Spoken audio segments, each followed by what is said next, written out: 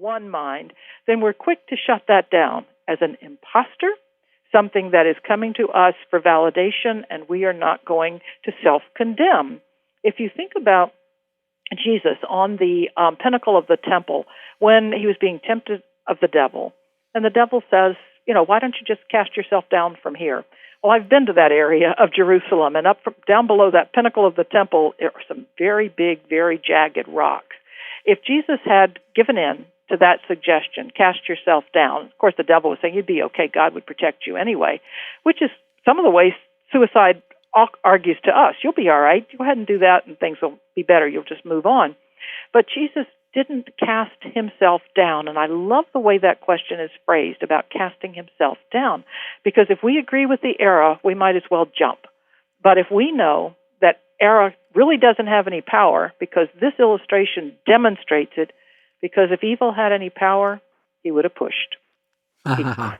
He could not push. He could only suggest, and that makes all the difference in the world. That is a great point. We've had a number of questions about helping teenagers and young people deal with depression and the temptation to commit suicide. And I wondered if you had any general thoughts, especially since as a teen you went through that struggle yourself. Right. And there was just an article on the Christian Science Monitor web pages yesterday about teen suicides in Pine Ridge Reservation. I think it's on the border somewhere with South Dakota and something else. And they had over 1,000 suicide attempts in a 10-year period, and then 7 teenage ones just in the last few weeks. So they were grappling with just this issue. How can we help our teens? And so I love using the Monitor as a springboard for prayer about these issues. And so they have some good ideas in that article. The article is entitled Tribes Battle High Teen Suicide Rates on Native American Reservations. And I think as you read through that article, you'll find some good ideas for focusing your prayers. But for me particularly, I found out later, though I wasn't so much aware of it at the time when I was struggling with these things, my mom was a Bible-reading, church-going Christian, and my dad didn't particularly approve of that. So she didn't get the Bible out during the day, but after he'd gone to sleep and the kids were in bed, she apparently got her Bible out and read it. I've got it right now. It falls apart in my hands when I pick it up from use, and she has all kinds of things marked in there. But she did tell us that she prayed for us every day.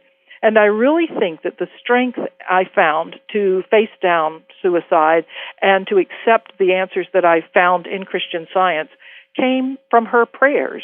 And part of the reason I know that is because when I came into Christian Science and started studying it, some of my brothers and sisters didn't think it was a very good idea to try this new and rather strange religion. And my mom was very much saying, if God brought her that as the answer to prayer, then you don't want to mess with it. And if God didn't, it won't stand. And I loved her supportiveness, but I took from that statement that she had been praying for me during that time, that I would find an answer, that I would find a way to be happy, to realize that I had value and worth in the world, and that I was safe because of her prayers. And that gives me great heart when anybody says, again, they want to pray for people who, for teens particularly, who might be thinking about suicide, that is such an important thing, whether you know anybody in that situation or not. It leavens thought in the world, and it helps. Thank you. John P. from Oak Harbor, Washington says, exploring a thought. The more we cling to the material, mortal model of ourselves, we commit suicide. Please comment. I think you're right in that it takes away the full sense of life. The more we're caught up in the mortal picture of ourselves by size and shape and personalities and human histories that determine our characteristics, we, in essence, turn ourselves away from divine life. But the wonderful thing is life fills all space. There's no real way to turn away from it. So even at our darkest moments in accepting a very material view of ourselves, the Christ is still there with that new view of life to speak to us, wake us up, and have us let go of harmful behaviors, harmful ways of thinking that would keep us in a sense of perpetual hopelessness and despair. We're going to know for the world that it can't do it. Now, Lucy says, I've been depressed since childhood, at first for no apparent reason. I wonder if some folks like good and evil and don't like the idea of harmony forever. Are you willing to speak on this? I think she may mean that instead of just wanting good, they like both good and evil. Right. There are people who tell you that they're glad for times that they're sick because it makes them appreciate when they're well. Yeah, maybe other things too. And I'm sure there are a whole lot of other examples that could fit in right there. But that truly isn't their thinking. It might be where someone seems to be at the moment through the aggressive mental suggestions of the carnal mind, but it is not what God is saying. We don't have to be sick in order to appreciate being well. We don't have to lose a job to appreciate the times when we're employed.